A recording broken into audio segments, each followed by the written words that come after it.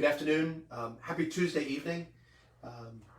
Once again, I pray all of you are doing well, safe, sound, clean, and virus free.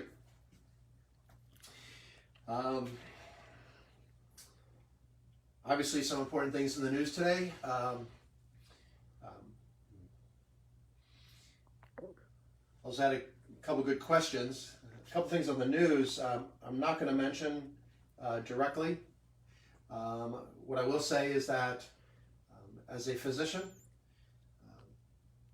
I follow evidence-based medicine because not doing so could be detrimental to you. Hydroxychloroquine side effects are numerous. Most dangerous would be hydroxychloroquine causing a potentially fatal heart rhythm abnormality. I do not believe someone who is not suffering from the disease COVID-19, not hospitalized, should take a trial medicine when we know that it can kill people at the same time. You're smart enough to know that. I've said this before, and I'll continue to believe it. When I listen to the news, and I listen to newscasters, I listen to the questions they ask, I listen to the politicians, I listen to the answers. And I always think back that you are smarter than most of them.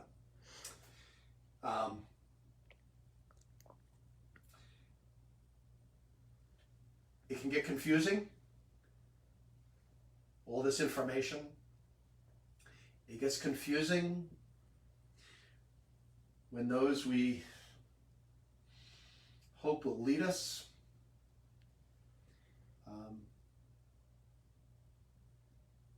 are not always the best example to follow. Physicians should practice medicine to keep our patients safe. I believe that a patient-physician relationship is sacred. And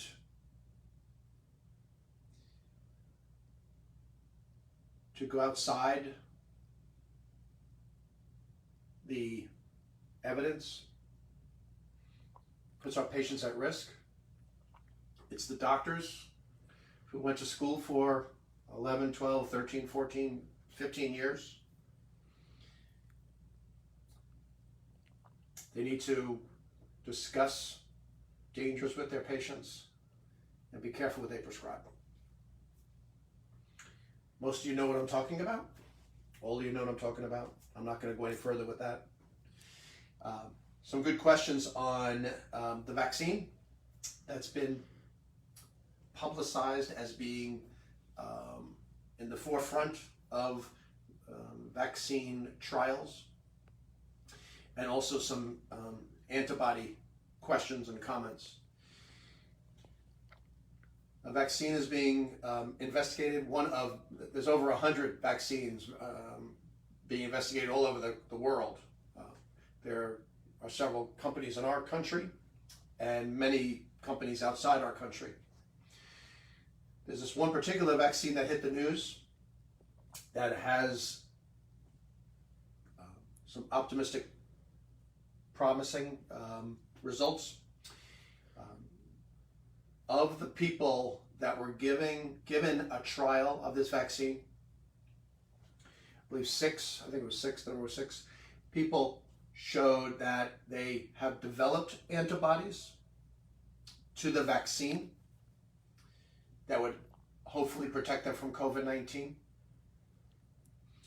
Their serum was taken after the vaccine was given, and in the cells in the lab, their cells in the lab showed that there was a good amount of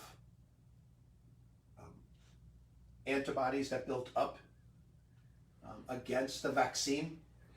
If antibodies built up against the vaccine, that normally means the antibodies are building up to protect from COVID-19 in this situation, or the virus SARS-CoV-2.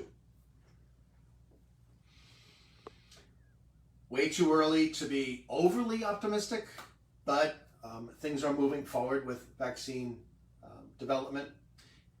The interesting thing about this vaccine is that the vaccine is not targeting the spike protein, which most research with other companies are focused on the spike protein.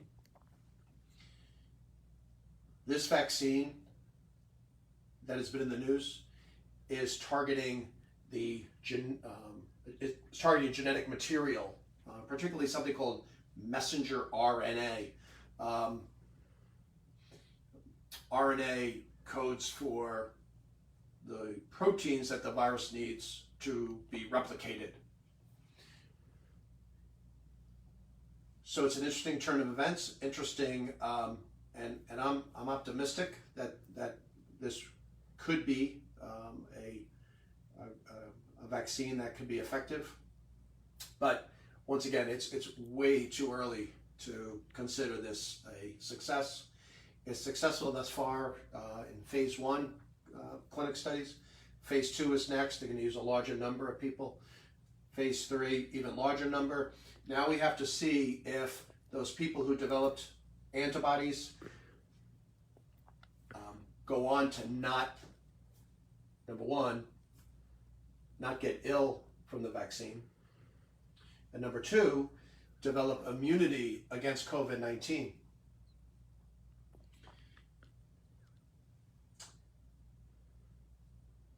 Vaccines need to be safe and effective. Safe, not hurt the recipient. Effective, prevent the disease. So far, the people that were used in the trial were not harmed. There were a couple side effects with higher doses of the vaccine in some of the participants. Fever, aches, pains, things like that. Not that we want any side effects, but not critical side effects. We also now need to see that side effects don't occur late, in other words, weeks after the vaccine was administered. We also need to see if the antibodies that it allows our body to produce in response to the vaccine actually protect against COVID-19, or again, the virus that causes COVID-19, SARS-CoV-2. And we also need to see how long that lasts. So if a vaccine is given, does have an effect against SARS-CoV-2, but only lasts 6 months or 3 months or 2 months, and that's not going to be effective enough. So way too early to determine that, and I'll be following along and reporting to you as I get information. As far as the length of immunity of a vaccine, it ties into another question I had, and that was, if you had COVID-19, could you get it a second time? And we don't know the answer absolutely, because it's too early to make definitive, to give a definitive answer for that.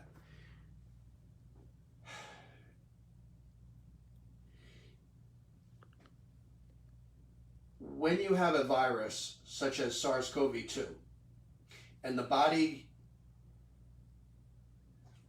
the immune system of our body develops antibodies to fight it, those antibodies stay in the system for a certain length of time. Because SARS-CoV-2 is a new virus to infect us, we do not know how long those antibodies will remain. There are studies ongoing monitoring people who were ill to see how long those antibodies stay in the system, number one. And number two, even if those antibodies stay in the system for 3 months, 6 months, 3 years, we don't know if that equates to complete immunity, partial immunity, or should the virus mutate, no immunity.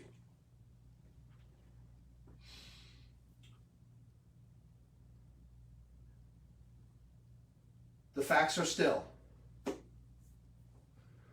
we have a virus, SARS-CoV-2. To prevent you from getting that virus in you, you have to wash your hands frequently, soap and water, 20 seconds at a time. I recommend 20 seconds, rinsing, 20 seconds again.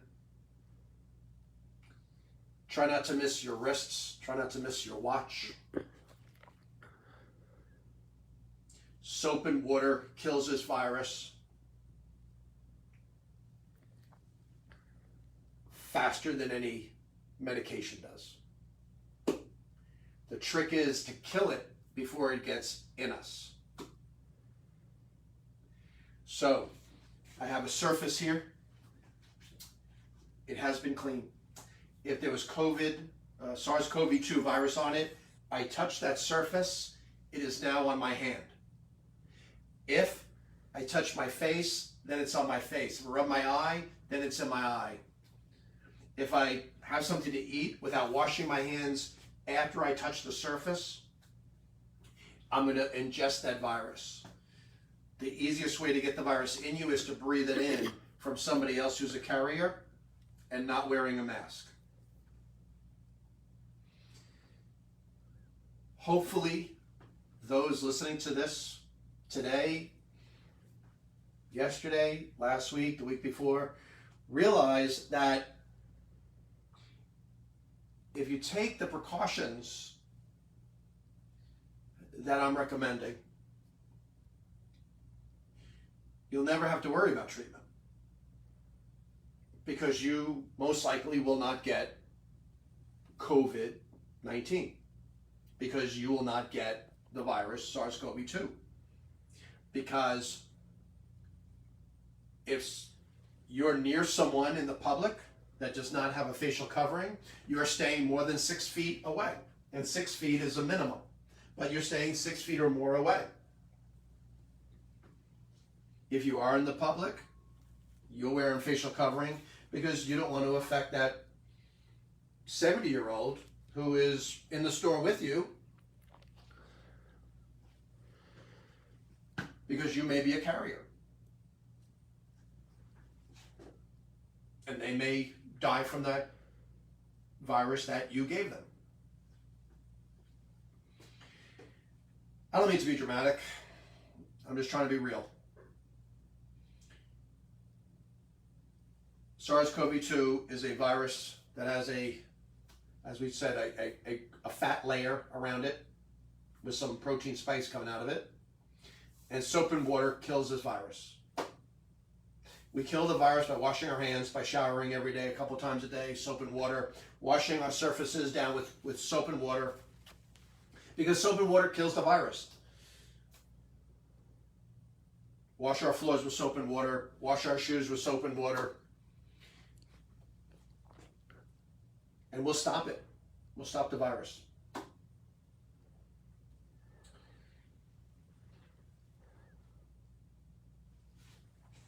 I pray all of you are just doing something simple as that. Because as complicated as the media, both mainstream media and social media, make this virus out to be, make this disease out to be, and it is terrible, once the virus gets in you and you get the disease, you don't have to ever get the virus in you. If you walk into a store, the cashier is not wearing facial covering, you walk away from that cashier. Or any person outside your home. I pray you're all staying safe. I look forward to talking to you again tomorrow. Have a good night.